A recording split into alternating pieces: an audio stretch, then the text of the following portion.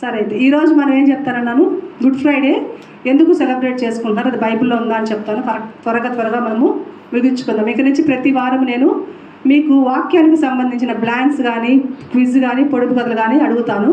దేవుళ్ళలో జ్ఞానం సంపాదించాలంటే ఏం చేయాలి? బైబిల్ చదవాలి. అది దాని ముఖ్య ప్రాధాన్యత ఏంటంటే బైబిల్ చదవాలి. అందులో మనకి మెయిన్ మన వాక్యం చెప్తున్నప్పుడు జ్ఞాపకం పెట్టుకోండి. ఇంకా ఇద్దరు యవనస్తులు రారా. గుడ్ ఫ్రైడేని ఎలా డిసైడ్ చేస్తారు? ఫస్ట్ అసలు గుడ్ ఫ్రైడే ఎప్పుడు వస్తుంది? మనం చెప్పుకున్నాం కదా, LENT, స్మాల్ లెంట్ అంటే ఈ యొక్క ఋతుకాలం, వసంతకాలంకి గుర్తు అనమాట. మన భూమి ఎలా ఉంటుంది? కొంచెము రౌండ్గా ఉంటుందా, క్రాస్గా ఉంటుందా? రౌండ్గా ఉండదు, ఓవెల్ షేప్లో ఉంటుంది. షేప్ వచ్చేసి ఓవెల్ షేప్, కోడిగుడ్డు ఆకారంలో ఓవెల్ షేప్లో. కింద ఫ్లాటు మీకు కరెక్ట్గా చెప్పాలంటే ఆరెంజ్ ఉంటుంది కదా, కమలా పండు, నాటు కమలా పండు ఎలా ఉంటుంది సేమ్ అలానే ఉంటుంది మన భూమి. అందుకే నీళ్లు, చిన్నపిల్లలకు డౌట్ వస్తుంది, పైన నీళ్ళు ఉంటే కిందకి ఎందుకు పడిపోవు అంటే ఆరెంజ్ ఎలా ఉంటుందో ఇలా ఉంటుంది మన భూమి. ఆ భూమి కూడా కొంచెం టిల్ట్ అయి ఉంటుంది, అంటే ఇలా ఉండదు, ఇలా కొంచెం క్రాస్ అయి ఉంటుంది అనమాట. అట్లా క్రాస్ ఉండడం బట్టే మనకి ఋతువులు వస్తూ ఉంటాయి. ఎప్పుడైతే భూమి సూర్యుడికి దగ్గరగా వెళ్తుందో అప్పుడు మనకి ఎండాకాలము.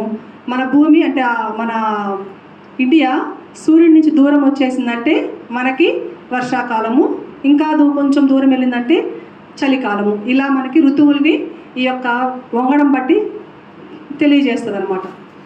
అట్లానే ఈ యొక్క గుడ్ ఫ్రైడే ఎప్పుడు వస్తుంది అంటే వసంతకాలంలో వస్తుంది. ఈ ఋతువులు ఎప్పుడు వస్తాయంటే మార్చి 22 నుంచి స్టార్ట్ అవుతుంది మనకి ఈ వసంతకాలం అనేది. కాబట్టి మనకు ఫిబ్రవరి వరకు కూడా మంచు కాలం లాగానే ఉంటుంది. ఎప్పుడైతే మనం మార్చిలో ఎంటర్ అవుతామో అప్పటి నుంచి మనకి ఎండాకాలం, స్ప్రింగ్ సీజన్ స్టార్ట్ అయిపోతుంది. దాని తర్వాత సమ్మర్, ఇది బిఫోర్ సమ్మర్ని స్ప్రింగ్ అంటాం. ఎండాకాలానికి ముందు వచ్చేది ఇది. ఈ మార్చి 22 నుంచి ఏప్రిల్ 22 లోపల వచ్చేటువంటి మొదటి పౌర్ణమిని వాళ్ళు బేస్ చేసుకున్నారు. ఎవరు మనం చెప్పుకున్నాం. ఈ గుడ్ ఫ్రైడే ఆచారం తెచ్చింది ఎవరు? రోమన్స్. వీళ్ళు దేవునికి ఏదో అంటే కొత్తగా వచ్చినప్పుడు మనం కూడా దేవునికి ఏదో చేయాలని ఆశపడతాం కదా, దేవుళ్ళు అన్నీ తెలుసుకోవాలని, దేవునికి మనం ఎలాగైనా సమర్పించుకోవాలని, దేవునికి ఎక్కువ ప్రార్థన చేయాలని, దేవునితో ఎక్కువ అంటగట్టబడాలని మనం ఎలా అయితే ఆత్రంగా ఉంటామో రోమన్స్ కూడా అప్పటి వరకు దేవునికి విరుద్ధంగా ఉన్నారు. దేవుణ్ణి వాళ్ళు సిలువైన కేకలు వేశారు. తర్వాత తెలుసుకున్నారు, పశ్చాత్తాపడ్డారు. మనం దేవునికి దగ్గరగా జీవించాలి, దేవునితో అంటుకట్టుపడాలని చెప్పి ఏవేవో ఆలోచనలు చేసుకొని వాళ్ళు ఈ భస్మోద్భవాన్ని తీసుకున్నారు. తర్వాత గుడ్ ఫ్రైడేని చేసుకున్నారు. ఈ గుడ్ ఫ్రైడే ఎలా క్యాలిక్యులేట్ చేశారంటే ఈ యొక్క సీజన్లో మార్చి 22 నుంచి ఏప్రిల్ 22 లోపల వచ్చేటువంటి మొదటి పౌర్ణమికి ముందు వచ్చే శుక్రవారం, లేదా తర్వాత వచ్చే శుక్రవారం, దాన్ని బేస్ చేసుకొని తర్వాత వచ్చే ఆదివారాన్ని ఈస్టర్ గాను, ఆ శుక్రవారాన్ని గుడ్ ఫ్రైడే గాను, దానికి ముందు ఆదివారాన్ని మట్టల ఆదివారం గాను, ఈ 40 రోజులు 46వ ఈ వెనక నుంచి లెక్కేసుకుని ఈస్టర్ నుంచి లెక్కేసుకున్న 46వ రోజు బుధవారమే వస్తుంది. ఆ బుధవారాన్ని భస్మ బుధవారంగా వాళ్ళు క్యాలిక్యులేట్ చేసుకున్నారు. తర్వాత 40 రోజులే ఎందుకు అనేది మనము పోయినసారి చెప్పుకున్నాము. ఈ తర్వాత ఈ యొక్క గుడ్ ఫ్రైడేకి ఇంకా చాలా పేర్లు ఉన్నాయి. మనము యాక్చువల్లీ గుడ్ ఫ్రైడే అనేది గాడ్ ఫ్రైడే నుంచి వచ్చింది. దేవుని యొక్క ఈ యొక్క శుక్రవారము అనేది గాడ్ ఫ్రైడే నుంచి వాడుకలో ఇప్పుడు యాక్చువల్గా అదేంది JCB ప్రొక్లైనర్. అది అందరు దాన్ని ఏమంటారు? ప్రొక్లైనర్ కాస్త ఏమైపోయింది? కొక్కిలైన్ అయిపోయింది. అంటే వాడుకలో ఎలా అయిపోద్ది అంటే క్రిస్మస్ ఏమైపోయింది? క్రిస్మస్ అయిపోయింది.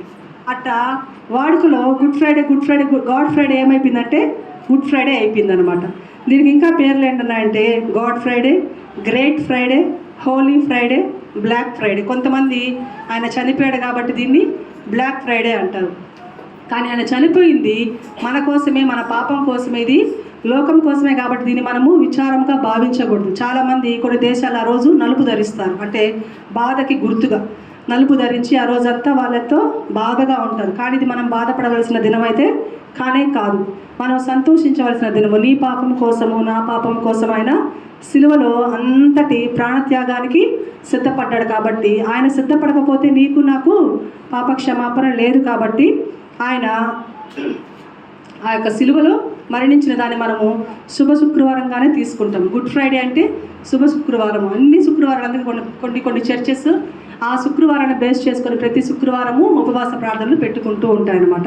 సో ఇలా డిసైడ్ చేశారు. వసంతకాలంలో వచ్చే ఫస్ట్ పౌర్ణమి. దాంట్లో మీరు చూసుకోండి, మన ఇప్పుడు పౌర్ణమి వస్తుంది కదా, మార్చి 22 తర్వాత వచ్చే పౌర్ణమి తర్వాత వచ్చే శుక్రవారమే గుడ్ ఫ్రైడే అవుతుందంట. ఈసారి మనం అందరం గమనిద్దాం, పౌర్ణమి ఎప్పుడు వస్తుంది చూసుకొని దాని తర్వాత వచ్చే శుక్రవారమే గుడ్ ఫ్రైడే వచ్చిందా. ఇది చరిత్రలో మనకి చెప్పబడింది. చరిత్రలో ఏదైనా ఉందంటే అది ఖచ్చితంగా ఆధారపూరితంగానే ఉంటుంది. కాబట్టి ఈసారి మనం కూడా అబ్జర్వ్ చేద్దాం. తర్వాత 40 దినాలే ఎందుకు అంటే ఈ యొక్క శ్రమకాలాన్ని మనము చెప్పాం కదా, 40 గంటలు కాస్త 40 దినాలుగా మారింది. 40 గంటలు వాళ్ళకి సరిపోలేదు. 40 గంటలు మొదటిగా ఉపవాసం చేస్తున్నప్పుడు వాళ్ళకి అది సరిపోలేదు. బైబిల్ తిరగేస్తూ బైబిల్ చదువుతూ ఉన్నప్పుడు క్రమేణి ఏం తెలిసిందంటే, నోవాహు యొక్క ప్రళయ కాలంలో ఎన్ని దినాలు? 40 పగళ్ళు 40 రాత్రులు. అంటే ఈ 40 అనేది చాలా ప్రాముఖ్యంగా కనిపించింది వాళ్ళకి.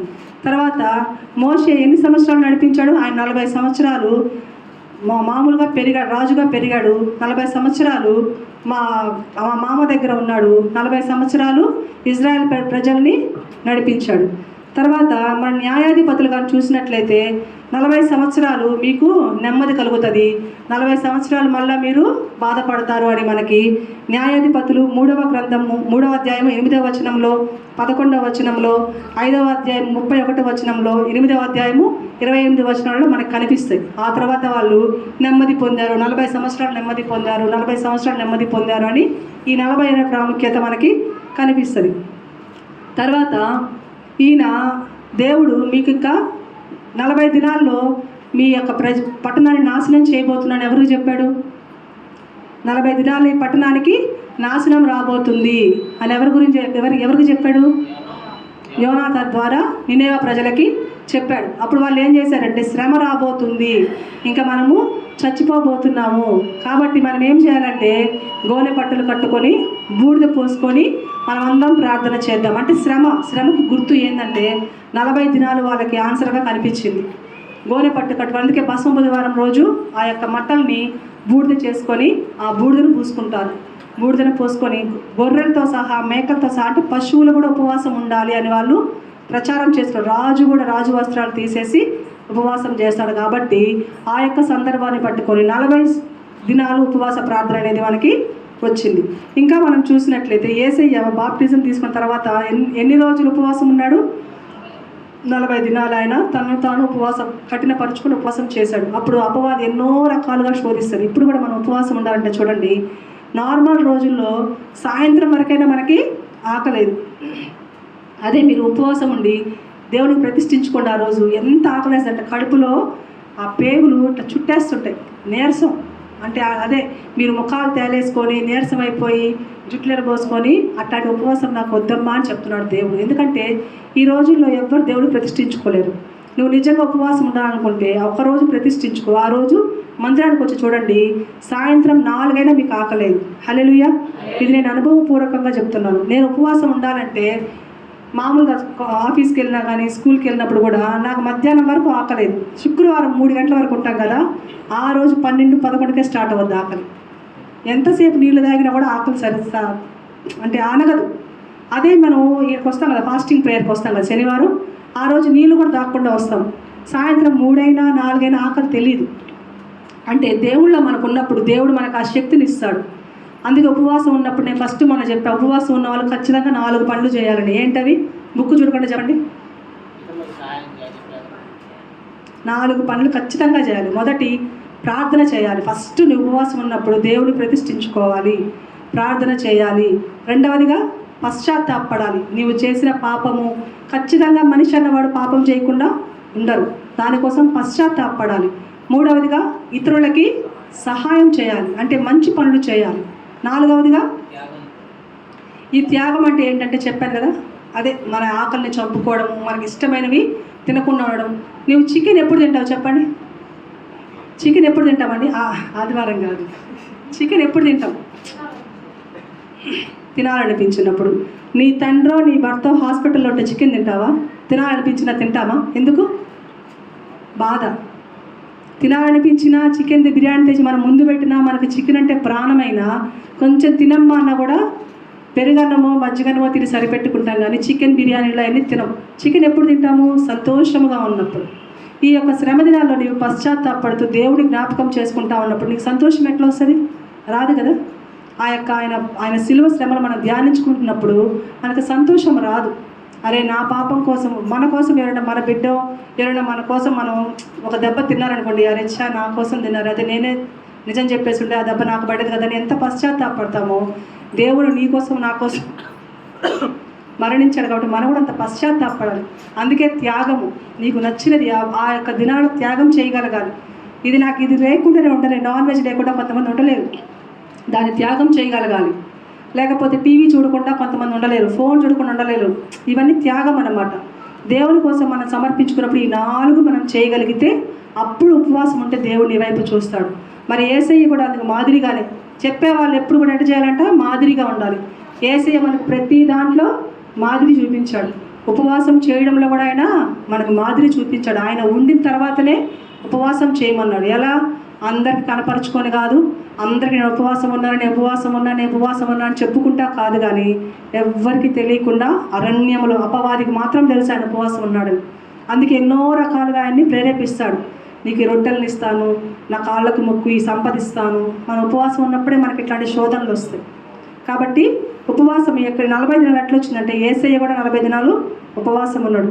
తర్వాత చూస్తే సమూయేలు, ఆయన ఆ యొక్క రాజ్యాన్ని యెరూషలేము ఇజ్రాయెల్ ప్రజల్ని న్యాయాధిపతిగా ఎన్ని సంవత్సరాలు ఉన్నాడంటే 40 సంవత్సరాలు. అది మనకి సమూయేలు గ్రంథం 4వ అధ్యాయము 18వ వచనంలో కనిపిస్తుంది. తర్వాత సొలొమోను యెరూషలేమును కట్టిన తర్వాత అది ఏలిన కాలం కూడా 40 సంవత్సరాలు. ఇది మనకి మొదటి రాజులు 11:42లో కనిపిస్తుంది. తర్వాత ఏలియా, ఈయన యెజ్బేల్ ద్వారా నిన్ను రేపటి లోపల చంపేసిన తర్వాత మనం చెప్పుకున్నాం కదా, వీళ్ళల్లో ఒకటిగా చేయకపోతే అప్పుడు అడుగున్నప్పుడు భయపడి పారిపోయిన తర్వాత ఆయన మొదటి రాజులు 19:8వ వచనం కానీ చూసినట్లయితే 40 రోజులు ఆయన పారిపోయి వేరే దగ్గర దాక్కున్నట్టుగా మనకి కనిపిస్తుంది. అలాగే యేసయ్య పునరుద్ధానుడైన తర్వాత అపోస్తుల కార్యం 1:3లో మనకు కనిపిస్తుంది. 40 రోజులు అందరికీ కనపరుచుకుంటూ తిరుగుతాడు. కాబట్టి ఈ రోమన్ క్యాథలిక్స్ ఎప్పుడైతే దేవుళ్ళలోకి వచ్చిన తర్వాత, రోమన్ క్యాథలిక్స్ కాదండి, రోమియులు, ఎవరైతే రోమియులు ఎప్పుడైతే దేవుడు తెలుసుకున్న తర్వాత బైబిల్ను చదివారో ఈ 40 అనేది వాళ్ళకి బాగా బహుశ్రేష్టంగా కనిపించిన తర్వాత ఈ 40 దినాలు 40 గంటలు కాదు, మనము 40 దినాలు ఉపవాసం ఉందాము. ఎలా ఉండాలి? ఉపవాసం ఉన్నప్పుడు నువ్వు తగ్గించుకోవాలి, బూడిదలో కూర్చోవాలి. వాళ్ళ ఆచారం అది, బూడిదలో కూర్చుంటారు. అందుకే ఇప్పుడు బూడిదలో కూర్చునే అవకాశం లేదు కాబట్టి బూడిదని వాళ్ళు బొట్టుగా పెట్టుకుంటారు. కొంతమంది ఇప్పుడు రోమన్ క్యాథలిక్సే మనం చూసినట్లయితే ఈ యొక్క కొద్ది దినాల్లో పువ్వులు పెట్టుకోరు, నాన్ వెజ్ తినరు, సినిమాలకు వెళ్ళరు, అంటే ఇంకా ఏవైతే ఉంటాయో లోకాచారంగా అన్నీ ఈ 40 దినాలు మాత్రం చేయరు. తర్వాత మరలా కొనసాగించుకుంటారు అన్నమాట. కాబట్టి ఇలా ఈ గుడ్ ఫ్రైడే వచ్చింది. కాబట్టి ఈరోజు నువ్వు నేర్చుకుంటుంది ఏంటంటే, నువ్వు కూడా ఆచారంగానే గుడ్ ఫ్రైడేని ఆచరిస్తున్నావా? ఇది ఒక ఆచారంగానే వచ్చింది. బైబిల్లో ఎక్కడ దీని గురించి వ్రాయబడలేదు. బైబిల్లో ఎక్కడ కూడా దేవుడు నిన్ను ఉపవాసం ఉండమని చెప్పలేదు.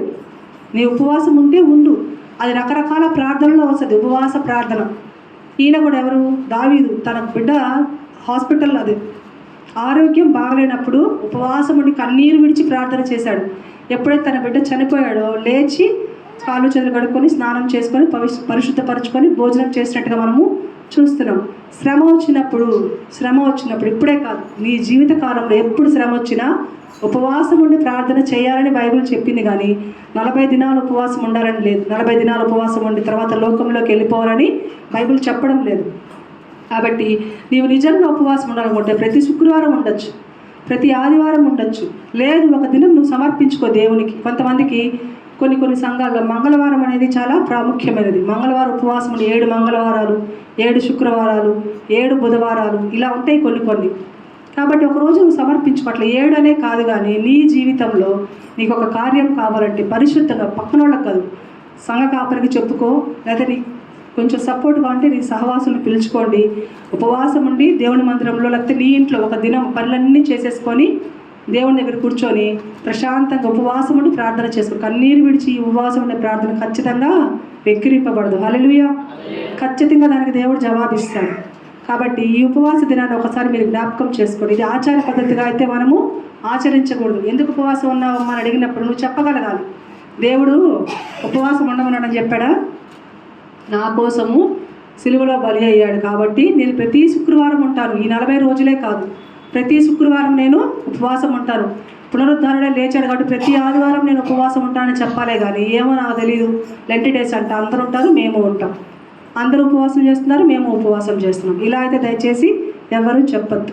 పశ్చాత్తాపడి నీ కోసము, నీ కుటుంబం కోసము, నీ బిడ్డల కోసము ఏదైనా ఒక దినం ప్రతిష్ఠించుకో. ఇలా ఉపవాసం ఉండాలి. ఉపవాసం అనేది 40 సంవత్సరాలు 40 దినాలు ఇలా కావాలంటే నువ్వు మళ్ళీ ఉండొచ్చు కానీ శ్రమ దినాలు, శ్రమకాలం అంటే వీళ్ళకందరూ శ్రమ వచ్చినప్పుడే ఉపవాసం చేశారు. నోవాహు 40 సంవత్సరాలు 40 దినాలు ఎందుకున్నాడు? మొత్తం కొట్టుకుపోయింది కాబట్టి ఓడలో ఉన్నాడు. అదొక శ్రమ.